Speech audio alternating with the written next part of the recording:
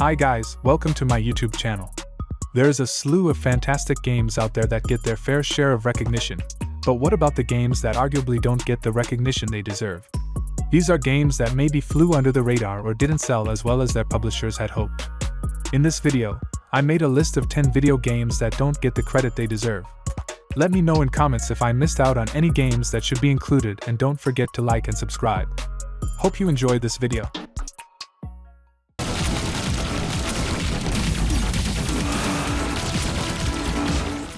Developed in collaboration with legendary designer Eugene Jarvis, Housemarque's Nex Machina might just be the best twin-stick arcade shooter ever made. It's a relentlessly difficult game that controls like butter, with simple abilities and a huge number of enemies to defeat in order to get through each area and save the humans on the ground. When it comes time to fight a boss, things get quite hectic, and making it through the whole game without dying dozens of times is nearly impossible.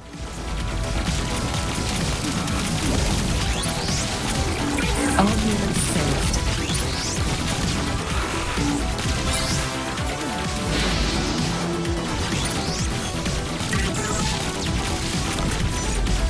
Nobody flyer up.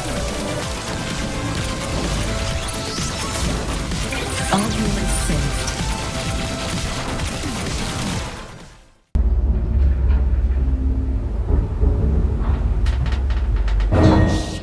The medium most certainly was overlooked when it launched in 2021, partly because it launched for Xbox Series X and S, which was hard to find at the time.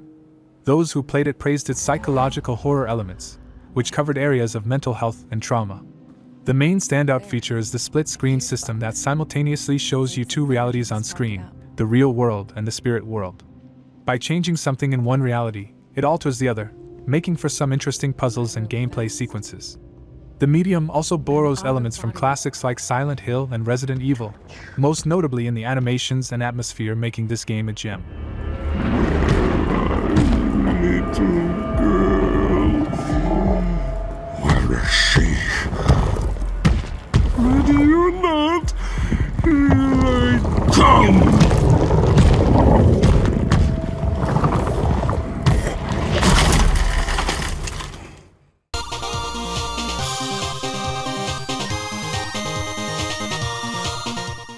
This game is a brilliant platformer, although it is ridiculously tricky at points.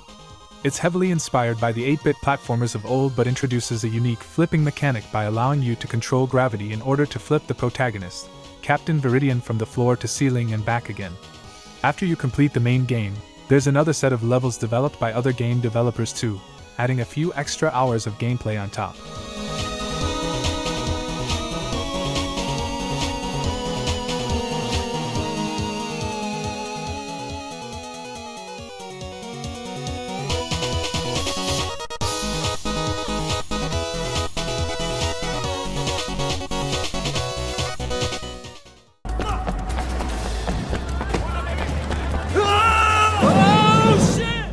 What if Grand Theft Auto had heart and was good? Then you'd have Sleeping Dogs. Not only does it feature one of the best acting performances in a game with Woo Yun Lee's portrayal of the protagonist Wei Shin, it also mixes its story and mechanics together. Wei Shin is an undercover cop infiltrating the Triads, and Sleeping Dogs strictly tracks if you're a good cop or bad cop. Wei Shin's story goes to dark places, and there's a sense that everything could go wrong at any moment. It's a genuinely good crime story, and you should give it a try.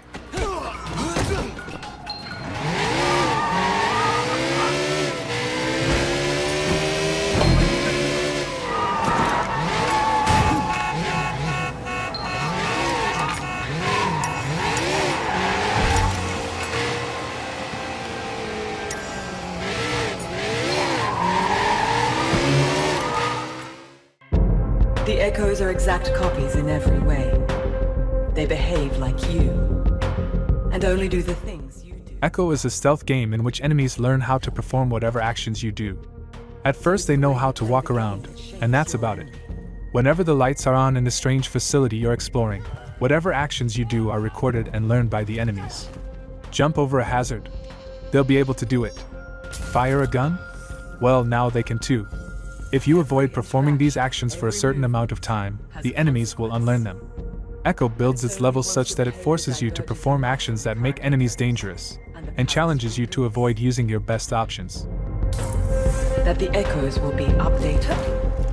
So when the light returns, you'll be facing its newest version of you. Reborn with all the choices you made in the last cycle.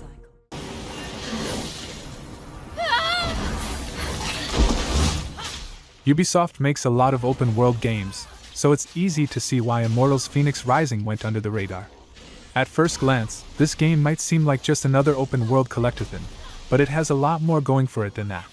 What's fascinating about Fenyx Rising is that it plays similarly to Breath of the Wild, most notably in that you can scale nearly every surface to reach higher points on the map. It still follows the traditional Ubisoft formula, wherein you must visit points on the map to either collect an item, take on a challenge, or talk to a character, but the journey is worth experiencing. He must have opened rifts into the vaults of the underworld when he escaped. You know it, I know it. Say it! Fenyx wasn't, sure. I hate you! But aren't you intrigued? No! Keep going.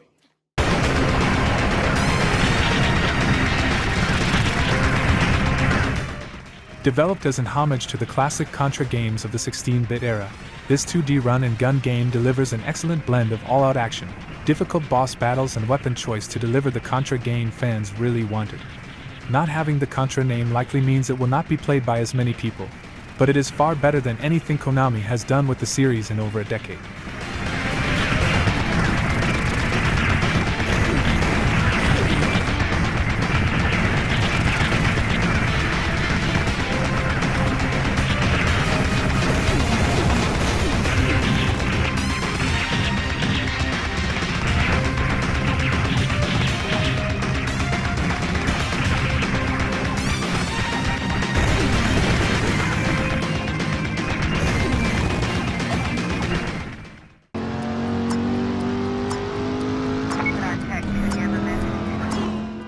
This game was unsung enough in its time that you can say Driver San Francisco is the best game no one is talking about.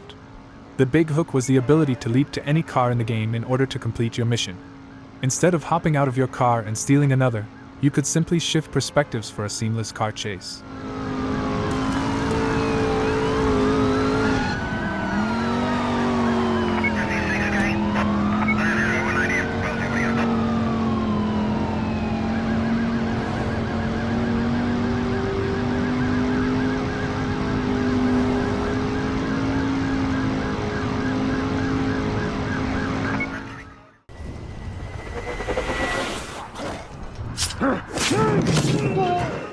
When Middle-earth's Shadow of War first released, it was rightly criticized for microtransactions that had no place in a single-player action-adventure game, but once Monolith Productions removed them and streamlined its progression system, we were left with a brilliant sequel to Shadow of Mordor. Building on its foundation, including the excellent Nemesis system, its mix of Batman-style brawling action and Assassin's Creed stealth give you numerous ways to approach a situation, even if you just want to send in your minions to do your bidding.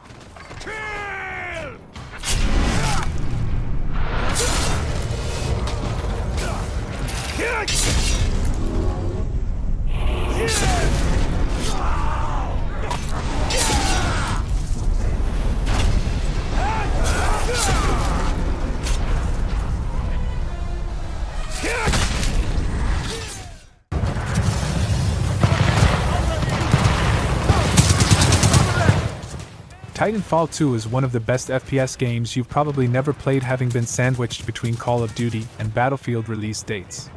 The campaign is one of the best the genre has ever seen, but the real star of the show is multiplayer, which is fantastic, especially because of the added Titans that bring a great deal more variety to combat encounters. There's also the fact that all DLC aside from cosmetics is completely free, a move that most other developers have followed in recent years. It may have been overshadowed by titles like Apex Legends, but this game deserves more attention.